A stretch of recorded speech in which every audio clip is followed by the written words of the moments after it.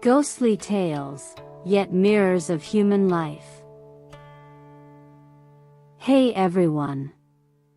Welcome to Encountering Chinese, Ghostly Tales from Zhai. Today, I'm going to tell you two short stories. The first story is titled Xihou.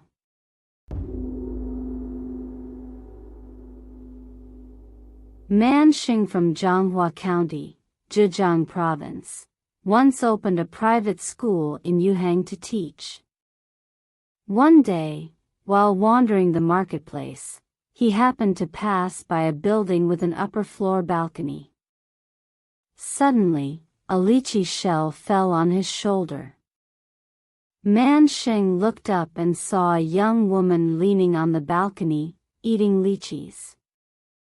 She was beautiful and radiant, and Man Xing couldn't help but gaze at her in a trance, feeling overjoyed. The young woman glanced down, gave him a slight smile, and then retreated back inside. Man Xing asked around and learned that the woman was an adopted daughter of Madame Jia, the brothel keeper. Her name was Xihou, and she was highly sought after. Feeling it would be difficult to win her over, Man Xing returned to his study, tossing and turning all night, unable to sleep. The next day, Man Xing visited the brothel and presented his calling card to meet with Xihou. They talked and laughed, enjoying each other's company, and Man Xing found himself more infatuated with her. Afterward, Man Xing made an excuse to borrow money from a friend, scraped together a few taels of silver, and returned to Xihou. The two grew very close, and as they lay together, Man Xing casually composed a quatrain and presented it to her.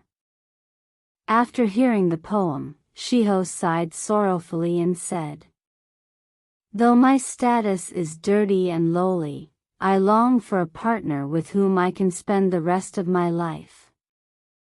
Since you have no wife, could I become yours?" Man Xing was overjoyed at her words and repeatedly promised to marry her.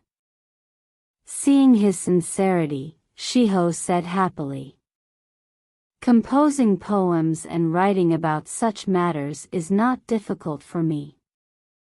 Often when no one is around, I imitate the style and write a few verses, but I know they are not refined and would only invite ridicule. If I become your wife, you must teach me properly." Xihou then asked about Man Xing's family property. He replied, "My family owns only 40 mu of poor land and a few run-down houses." Xihou said, "Once I marry you, I intend to stay with you for life. You needn't continue teaching. The harvest from 40 mu should be enough for us. We can use 10 mu to plant mulberry trees and raise silkworms, and I can weave 5 rolls of silk each year.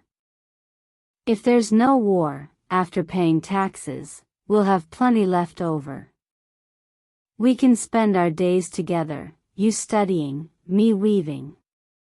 In our free time, we can compose poems and drink wine. Even if offered a high official's position of 1,000 households, I wouldn't trade that life." Man Xing asked, "How much would it cost to buy your freedom?" Xihou said, "Knowing my mother's greedy nature, no amount would ever satisfy her. But I think it wouldn't exceed 200 taels of silver. Unfortunately, though I'm young and usually indifferent to money, most of what I earn goes to my mother, and I have very little saved myself. However, if you can come up with 100 taels, I will find a way to cover the rest." Man Xing replied, "You know my family's situation, 100 taels would be hard for me to gather. I have a sworn brother who serves as a county magistrate in Hunan. He has invited me many times to visit, but I have always hesitated because of the distance. Now, for your sake, I will go to him and seek his help. It may take 3 or 4 months. During that time, I hope you can patiently wait for me. Xihou agreed. Man Xing returned to his residence, immediately resigned from his teaching position, and set off south.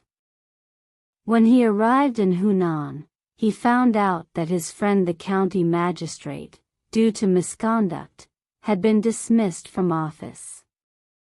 He, now jobless, could only afford to rent a small house nearby and, being short of money, naturally could not lend any to Man Xing. Man Xing found himself in a difficult situation, having spent all the money he had brought. He had no choice but to find another teaching job in the area.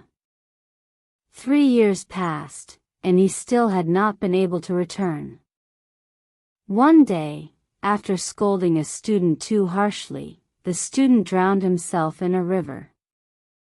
The parents, devastated by the loss of their beloved son, reported Man Xing to the authorities, and he was arrested and thrown into prison. Fortunately, Man Xing had always been kind to his students, and they sympathized with him, believing he had done nothing wrong. They regularly brought him food, ensuring he did not suffer too much during his imprisonment. Since parting from Man Xing, Xihou had closed her doors and refused to see any other clients. The madam asked why, and upon learning of her determination to wait for Man Xing, she no longer pressured her.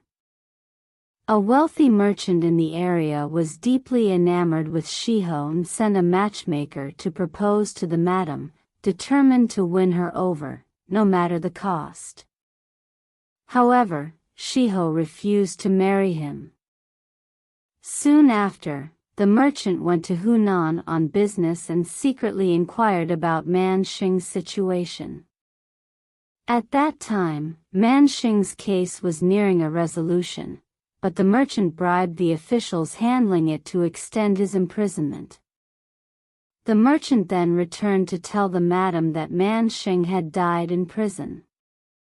Xihou doubted the accuracy of the news, but the madam said, "Even if Man Xing isn't dead, why suffer a lifetime of poverty with a poor scholar when you could live in luxury, wearing silk and enjoying fine food?"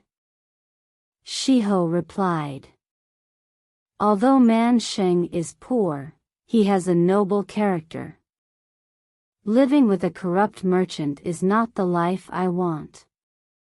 Besides, all this is just hearsay. How can I believe it so easily?" The merchant, hearing of Xihou's response, arranged for another businessman to forge a letter from Man Xing, supposedly his final farewell, and sent it to Xihou, hoping to extinguish her hope. Upon receiving the letter, Xihou wept bitterly day after day.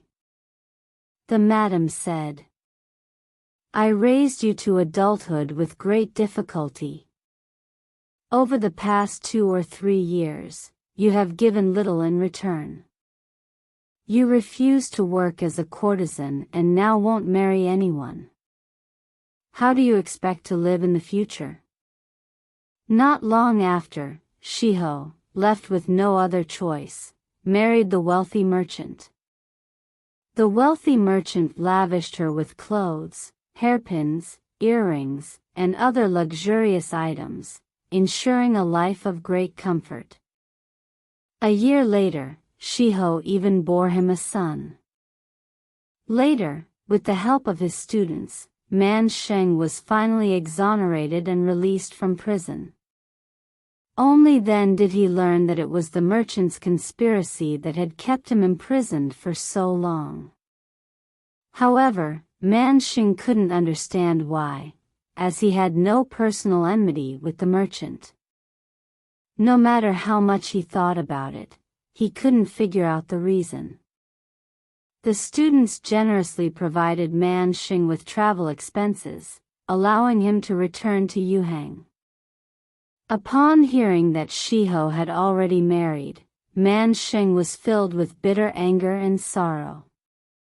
He confided his suffering to an old woman who sold wine at the market, asking her to pass on the message to Xihou.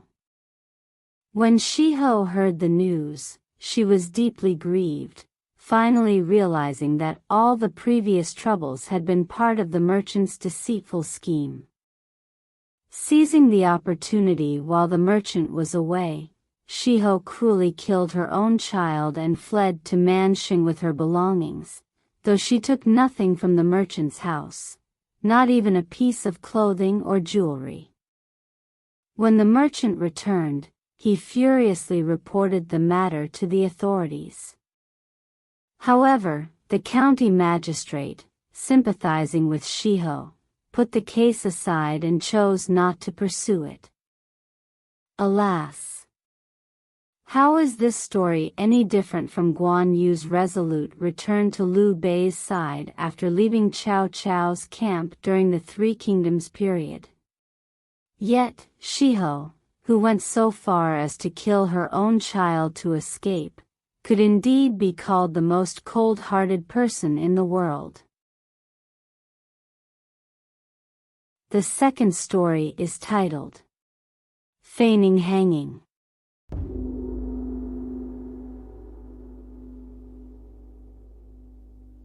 There was a man from my hometown who was known for being frivolous and licentious, a real rascal. One day, while out for a walk with some friends outside the village, he saw a young married woman riding a horse toward them.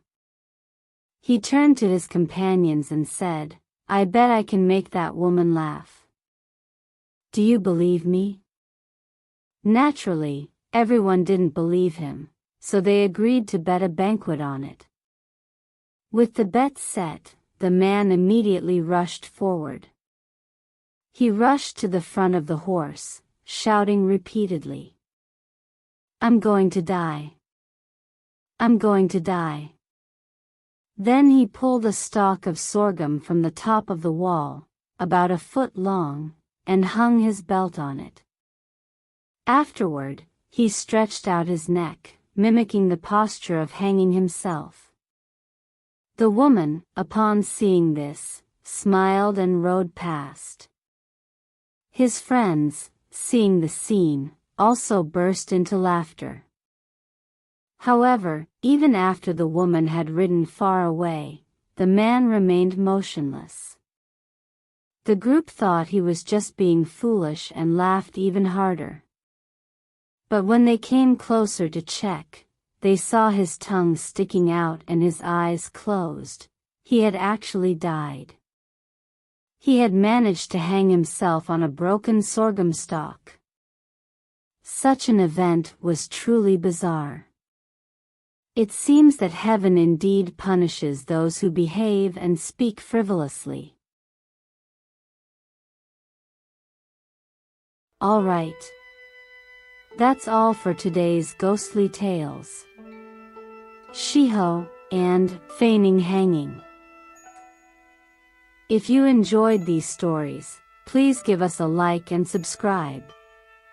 Please also encourage everyone to comment and share more. We'll see you in the next episode.